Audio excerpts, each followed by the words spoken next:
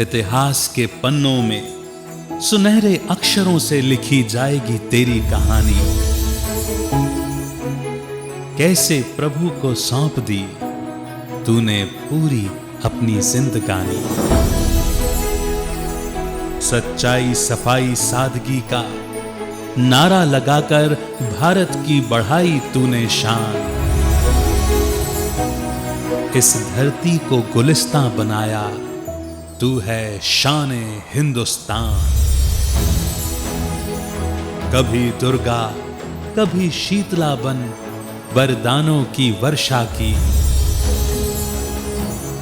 मातृ प्रेम लुटाया सब पर है रूहानी पालना की। तेरी शिक्षाओं की कुंजी ब्रह्मा वत्सों द्वारा पाई है। तेरी यादों को संजोकर एक नई माला बनाई है, एक नई माला बनाई है, एक नई माला बनाई है। कंपेनियन ऑफ गॉड, दादी जानकी।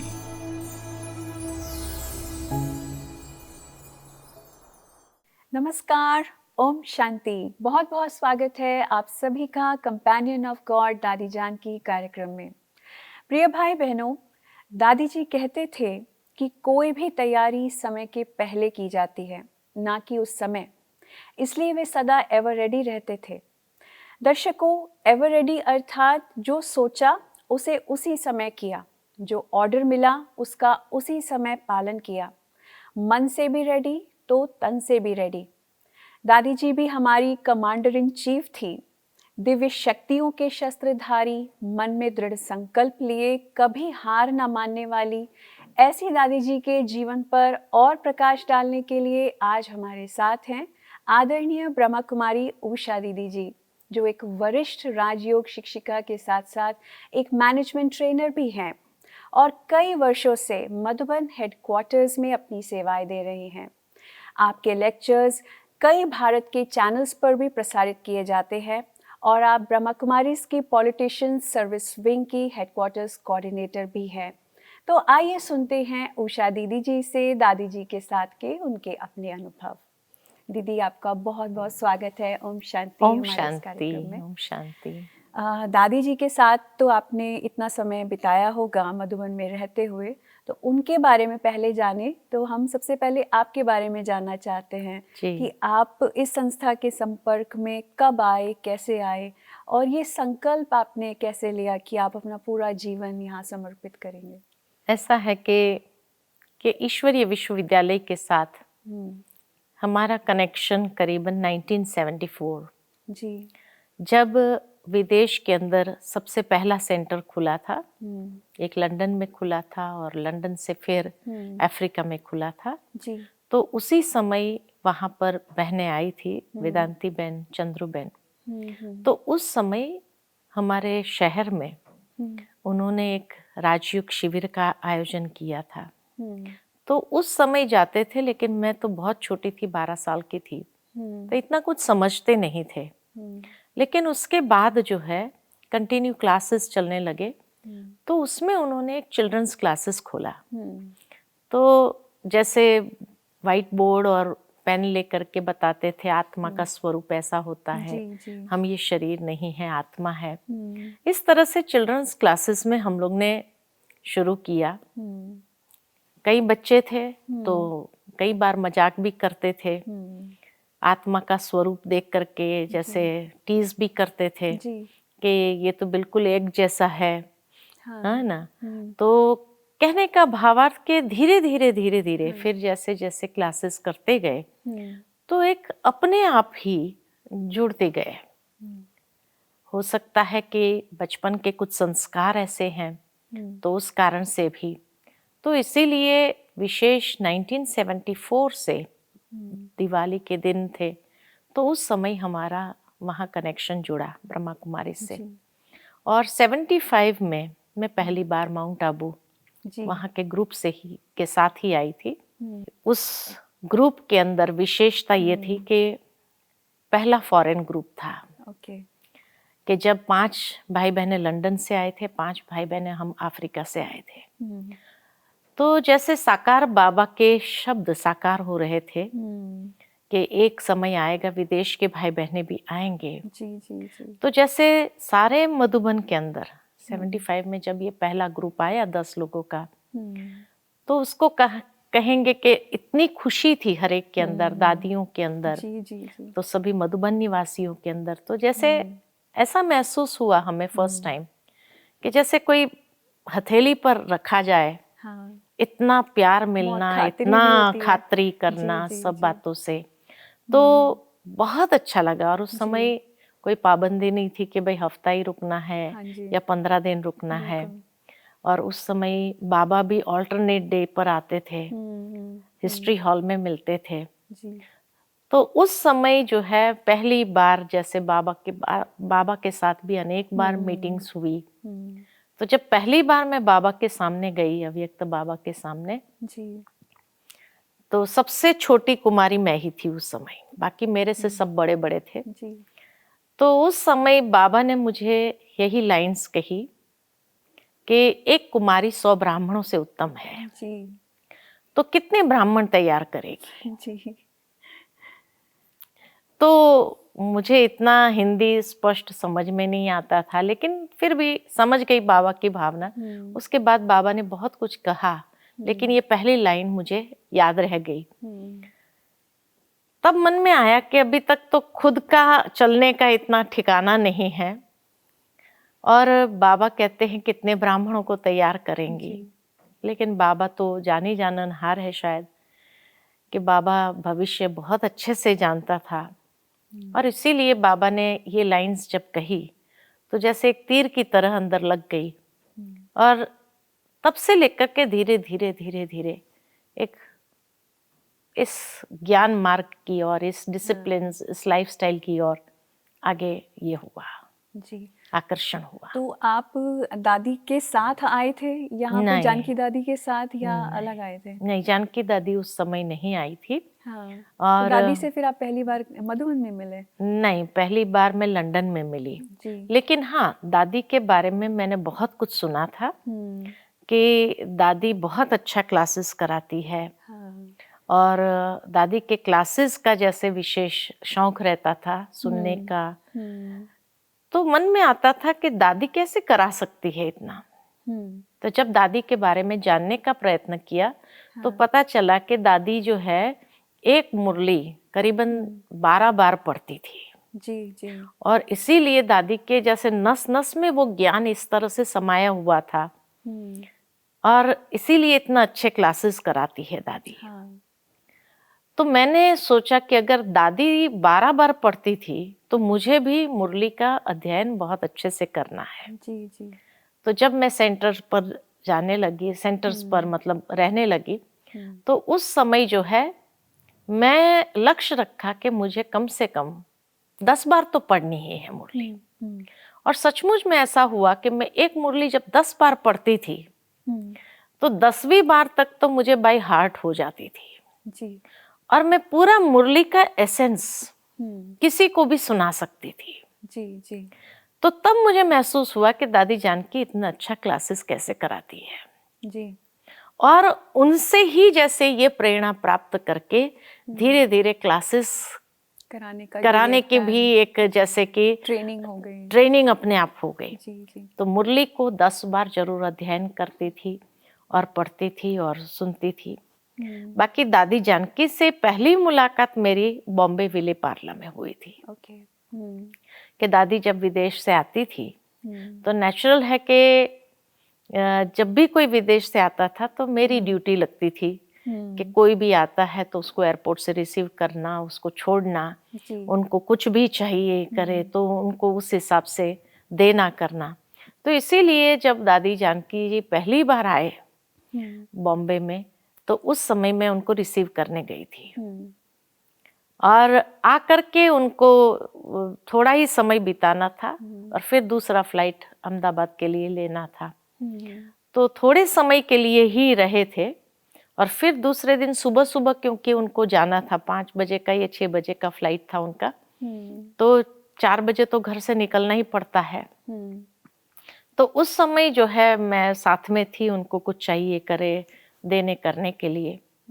तो फिर जो है हम लोग निकल गए जी। जब निकल गए तो दादी की मैंने ये बात नोट किया कि बहनें सोई हुई थी। तो मैंने सोचा बहनों को उठाऊं कि दादी जा रहे हैं, सभी दृष्टि ले, सभी जैसे विदाई दे दादी को। दादी ने कहा नहीं, किसी को नहीं उठाना, सोने दो। हाँ जी। है ना। और जैसे मेरे को अंदर में कॉन्शियस बाइट कर रहा था कि हम इसी तरह घर से निकल जाएं, हाँ। लोग मेरे को ही कहेंगे तुमको तो उठाना चाहिए था। हाँ। लेकिन दादी ने कहा नहीं नहीं, बिल्कुल नहीं, बिल्कुल नहीं उठाना है, चलो तुम बैठो। तो मुझे आया कि दादी कितना ख्याल रखती है कि बहनें रात को भी देर तक बैठी थी, सोई नहीं थी, और दूसरे दिन सारा दिन भी उनको काम करना होता है, और इसीलिए उनको जगाओ नहीं, थोड़ा रेस्ट करने दो उनको भी। और अपने आप निकल गए हम लोग घर से। अच्छा, वहाँ जाने के बाद पता चला फ्लाइट लेट है जी। तो इतना मौका मिला मुझे एयरपोर्ट पर अकेले दादी के साथ वो लाउंज में बैठने का। और फिर मैं दादी से बात करती रही, कुछ न कुछ ज्ञान की बातें, कुछ न कुछ पूछती रही। तो उनके बारे में जैसे बहुत अच्छी मेरे मन पर जो छाप थी, बहुत अच्छी, क्योंकि इस तरह का मैंने जैसे कोई महान आत्मा को देखा नहीं था इस तरह की। दीदी, जैसे आपका जो फोटे है वो गीता है, और आप गीता पे बहुत अध्ययन करके इतनी क्लासेस आप कराते हो, तो एक अथॉरिटी हमें दिखती है। तो दादी जी की विशेष क्या अथॉरिटी आपने देखी? ज्ञान की ऐसी कौन सी बात है जिस पे वो ज़्यादा फोकस करते थे? मेन उनकी बातें रहती थी बाबा। वो जैसे बाबा को हर बात में बीच में जैसे ले आना, माना भूलना नहीं कभी बाबा को जी। हर एक बात में बाबा ने कैसे सिखाया था, बाबा ने कैसे कहा था, बचपन में किस तरह से बाबा ने उनको हर रीति से पालना दी थी, वो जैसे हर बात जैसे बाबा को लेकर के, तो देखा कि उनकी सारी जीवन का फोकस बाबा है जी, है ना। साथ ही साथ मम्मा तो थी ही साथ में, तो बाबा मम्मा के साथ दूसरा उनका आकर्षण था मनमोहिनी दीदी के साथ जी जी। हमेशा दादी कहती थी कि मनमोहिनी दीदी के साथ मेरा सखी भाव है जी। और इसीलिए जो है मैं जब समर्पित हुई तो बड़ी दीदी का, मनमोहिनी दीदी का लक्ष्य यही था कि तुम विदेश से निकली है और मुझे तुझे विदेश में ही भेजना है। अच्छा। और मैं तुझे दादी जानकी के पास भेजूंगी जी जी। उस समय तो मैं दादी जानकी को नहीं जानती थी, लेकिन बार बार दीदी के मुख से ये निकला था कि ये हैंड जो है वो मैं दादी जानकी को सौंपना है। खैर फिर मेरा ड्रामा ही कहे कि मुझे बॉम्बे जाना पड़ा और दादी जानकी की पालना में रहने का वो सौभाग्य नहीं मिला, लेकिन बहुत अच्छी पालना का अनुभव मैंने जरूर किया जब मेरा लंदन जाना हुआ जी जी। तो आपने क्या पालना का अंतर देखा, दादी इन इंडिया एंड दादी इन फॉरेन लैंड्स? ऐसा है कि मैंने ये देखा कि दादी का इतना ये रहता था, मधुबन से आई। अच्छा। और मधुबन से आई है तो जरूर है कि मधुबन का आदर्श वहाँ की बहनों के सामने भी जरूर तुम्हें रखना है। दूसरी बात के कोई भी समय मेरा ऐसा वेस्ट ना जाए, तो दादी ने भाई हर जगह क्लासेस का ये किया था कि यहाँ भी जाए, यहाँ भी जाए, क्लास कराए, यहाँ भी जाए, हर जगह क्लासेस कराने के लिए भेजते थे। और मधुबन की छाप वहाँ की बहनों के ऊपर छोड़नी है जी। तो दादी ने मुझे जैसे सिलेक्ट किया और कहा देखो, बहुत प्राइवेटली जैसे बुला करके कहा मुझे कि ऐसा है कि तुम मधुबन से आई हो, शरीकी हो, वहाँ की बहनों की हम शरीक हो, तो सारी बहनों ने तेरे लिए घूमने का प्रोग्राम बनाया है, पिकनिक का प्रोग्राम बनाया है जी जी। और ये भी मुझे पता था क्योंकि बहनों ने कहा था कि हमने जो है वो वहाँ लंदन में ओपन बस होती है जी जी, घूमने की टूर बस होती है, तो उन्होंने कहा हमने एक बस बुक किया है और सारी बहनें हम जाएंगे, पिकनिक भी करेंगे और आपको सारा लंदन घुमाएंगे जी। अब मुझे पता तो था ये प्रोग्राम है, लेकिन दादी ने मुझे बुलाकर कहा कि देखो ये बहनों ने ऐसा प्रोग्राम तेरे लिए बनाया है और मैं ये चाहती हूँ कि तुम मधुबन की छाप इनके ऊपर डालो जी। कि बाबा जो है घूमने फिरने के अलावा जी ज्ञान योग के लिए, तो तुम कहो कि हम घूमने नहीं जाएंगे, हम भट्ठी करेंगे। अब आप सोचो, दादी की भावना मैंने समझे, बहुत ऊंची भावना थी दादी कि मधुबन की एक छाप डलवाना चाहती थी दादी कि देखो तुम्हारे जैसी ही ये भी है, मधुबन में रहती है और इसका कैसे फोकस ज्ञान योग के ऊपर है, भट्ठी करना है, और तुम बिल्कुल घूमने का प्रोग्राम नहीं बनाना जी, मना कर देना।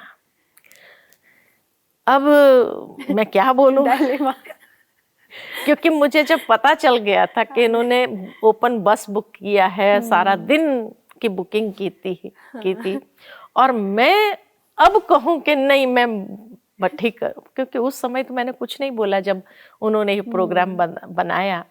और फिर दादी ने मेरे को कहा नहीं तुम मधुबन की छाप इनके ऊपर छोड़ो कि बाबा ने हमें घूमना फिरना क्या है ना, वही चीजें होती है देखने की, तो और कोई विशेष स्थान और वो चीजें तो होती नहीं कलयुगी दुनिया में, क्या देखेंगे। तो इसीलिए तुम जो है ये छाप जरूर डालो। तो मैं डायलेमा में तो थी ही, लेकिन फिर जो है मैंने कुछ नहीं कहा, मैंने कहा ठीक है दादी आप जैसे कहेंगे मैं वही करूंगी। तो दादी ने कहा बिल्कुल मधुबन की छाप तुमको छोड़ना है इनके ऊपर, कि आगे भी ये लोग इस तरह का, जैसे कोई भी आता है घूमने के हिसाब से लंदन, तो ये लोग निकल पड़े सारे घूमने के हिसाब से, ये नहीं होना चाहिए। तो इसीलिए जो है दादी की इतनी ऊंची भावना को देखकर मेरे मन में उस समय जैसे ये आया कि देखो विदेश की धरनी पर रहने के बाद भी दादी के मन में कभी भी ये नहीं, फिर मैंने समझा कि दादी इतने देशों में गई होंगी लेकिन दादी ने कभी भी अपनी लाइफ में भाई मैं फलाने देश में घूमने जाऊं, ये करूं, ये कभी दादी के मन में नहीं रहा। कोई अगर ले जाता था दादी को दिखाने के लिए, दादी यहाँ की ये विशेषता है, ये देखने चलो, वो बात अलग होती थी कि दादी चली जाती थी, लेकिन फिर भी दादी हमेशा जैसे वहाँ पर भी कुछ न कुछ ज्ञान की बातें जरूर सुनाती थी। और इसीलिए दादी ने जब ये कहा तो फिर उसके बाद हमने बहनों से यही कहा कि नहीं छोड़ दूँ, कि दादी की भावना हमारे लिए बहुत ऊंची है और इसीलिए उस भावना को हम दादी को निराश नहीं करेंगे और इसलिए हम घूमने नहीं जाएंगे, हम सभी मिलकर के भट्ठी करते हैं। और सचमुच में हम सभी ने मिलकर के भट्ठी किया।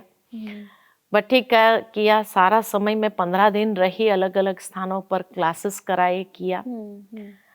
और जो है फिर दूसरी जो विशेष बात मुझे ये लगी कि मैं जहाँ भी क्लास कराती थी, क्लास के बाद जो है ना, जब जैसे ही दादी के पास आती थी, समझो सुबह क्लास करा के फिर शाम को दादी अलग अलग जगह पर क्लास करा के रात को मैं पहुंचती थी, तो जैसे दादी के पास जाती थी मिलने के लिए कि आज फलानी जगह गई यहीं गई, तो दादी कहती थी जो मैंने क्लास में वहां सुनाया होता था जी, तो दादी उसी पॉइंट को लेकर के इलेबोरेट करके मेरी जैसे और वृद्धि ज्ञान में करनी हो और उस बात की और उस पॉइंट की गहराई में उसकी वृद्धि करने के लिए उसी पॉइंट पर सुनाती थी।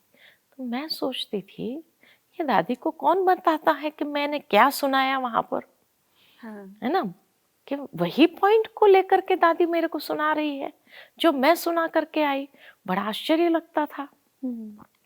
फिर मैंने किसी को पूछा कि मैं जो सुनाती हूँ दादी उसी की ही बात गहराई में मुझे जैसे और समझानी देती है, तो ये कैसे होता है? तो कहा दादी तुम्हारी कैसेट वहां से मंगा लेती है। अच्छा।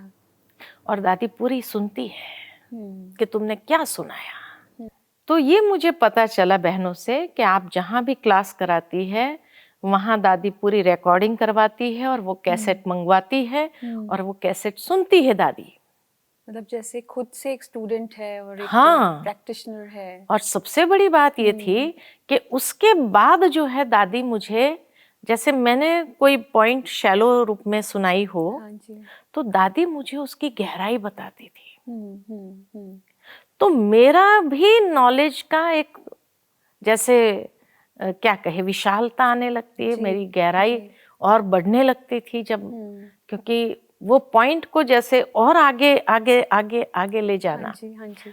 तो मुझे लगा कि दादी का कितना कम्युनिकेशन है। जी, जी। तो मैं ये बातें देखती थी कि दादी का किस तरह का कम्युनिकेशन है, और वो लोग भी तुरंत दादी को भेज देवे, जबकि आज तो कोई चलो मोबाइल से भेज देता है, बात अलग होती है। जी, जी। उस जमाने में कैसेट का जमाना होता था, हम्म।